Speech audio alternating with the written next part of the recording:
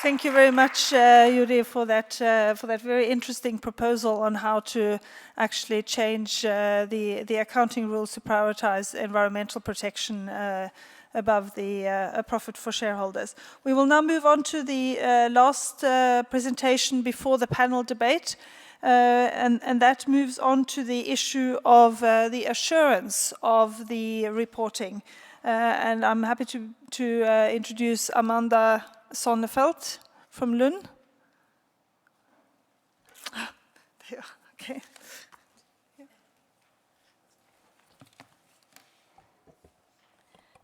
Thank you, Beata, for the introduction and a lovely conference. It has been really motivating. And I've prepared a paper that focuses a lot on Sweden, but maybe I'll take this discussion on a more general level. Now, there's no doubt from our speakers this morning and our conference yesterday that reporting has a potential role to play in companies' journey towards being a sustainable company. Yet these reports are plagued with a gap, a credibility gap between its performance and what it actually does. And these reports are not meeting the needs of either financial or non-financial stakeholders. Now, this makes the idea of an audit very appealing. There is this widely accepted notion that, well, audits, often taken for granted, that audits would lead to more credible reports and therefore more credible information for decision making. Now, research has shown that audits, or I will call it assurance on sustainability reports, vary widely in scope in terms of the subject matter being audited and the criteria, and they're plagued with independence problems as well as management capture.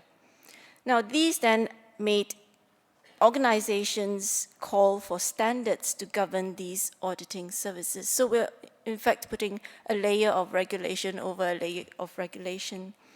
So conventional wisdom, or if I look at all the most of the policy documents today, there's this idealistic notion that standards that control assurance services would lead to better quality assurance services, which will lead to better quality reporting and better information for decision making.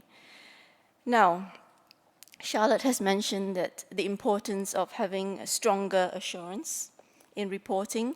What I'd like to present here are some of the issues and challenges of sustainability assurance in itself, as well as some of the issues and challenges of applying today's standards.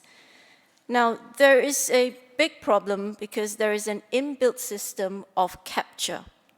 At this moment of development, we can see that in most jurisdictions, sustainability reporting is still voluntary, and therefore management actually has a discretion to decide on where to report, how much to report, what to report, and for whom to report. Now, to legitimize the report, a lot of companies are starting to engage assurance providers to commission third-party assurance. But then, again, we have to question who actually decides what to assure and on what matters to assure. Because what's happening now is that you could have a 116-page report with 3 indicators being assured by assurance providers. And that is reality. Now, the second problem is the subject matter. As we have heard this morning, that the qualitative, prospective, subjective way of reporting sustainability issues is a great challenge to the accounting profession or the audit profession, as well as to the consultants that are carrying out these engagements. Now, the third and important problem here is that it's a lack of criteria. The standards of reporting are currently being developed. The episteme or the knowledge in this area is weak, and the role of assurance provider as well as sustainability reporting is unclear. So that makes it very hard to develop a criteria for assurance. And the criteria is key because it determines what the assurance is about, against what standard. So there we have the situation where you have the broad idealistic notions of what an audit can achieve, and that is not really balanced by the technical ability of what we can achieve with the knowledge we have today in today's audit. Now, coming to the development and the use of standards. I'd like to highlight that standard setting activities was very intensive in the period of 1997 to 2005 on assurance on sustainability reports.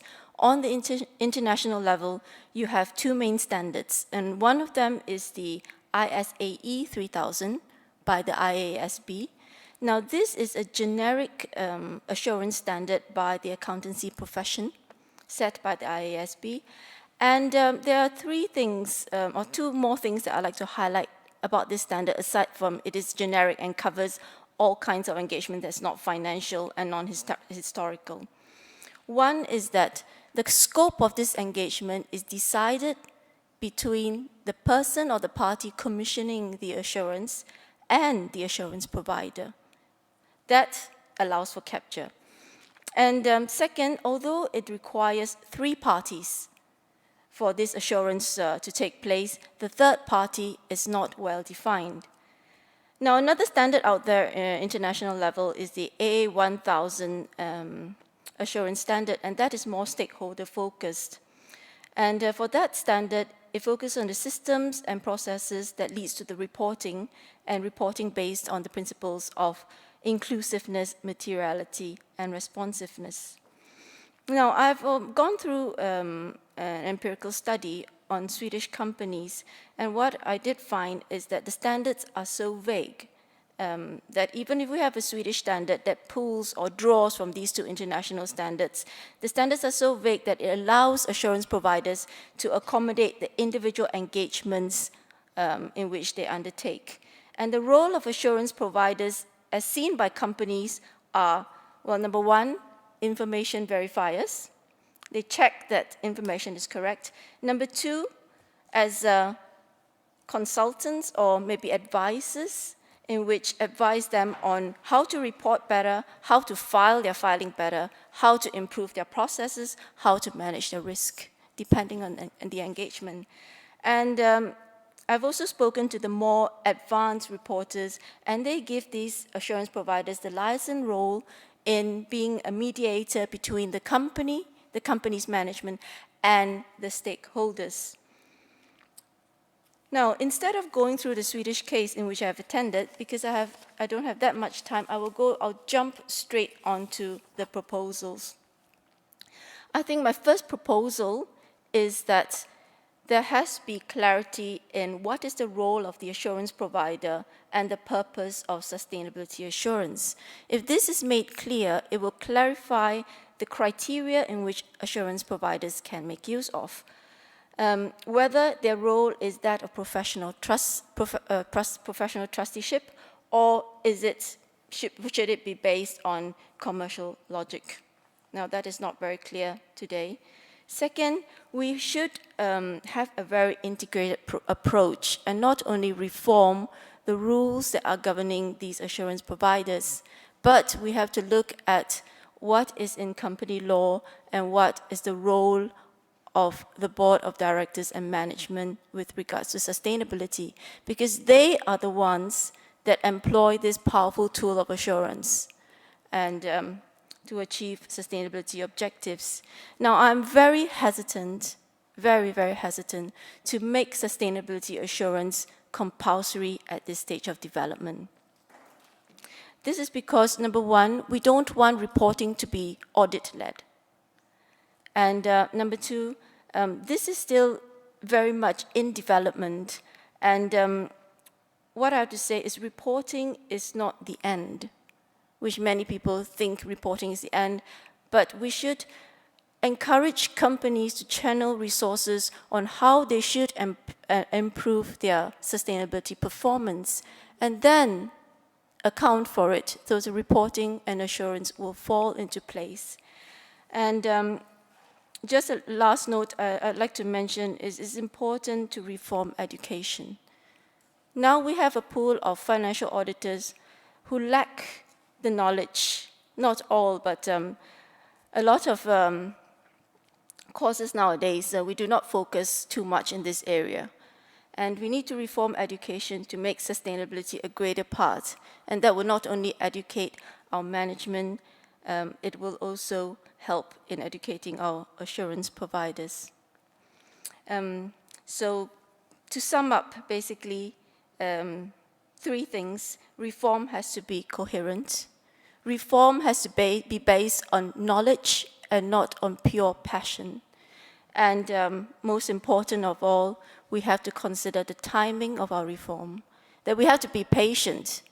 And by imposing compulsory standards or making it mandatory for assurance to be compulsory, could lead to undesirable consequences. So with that, I end. Thank you.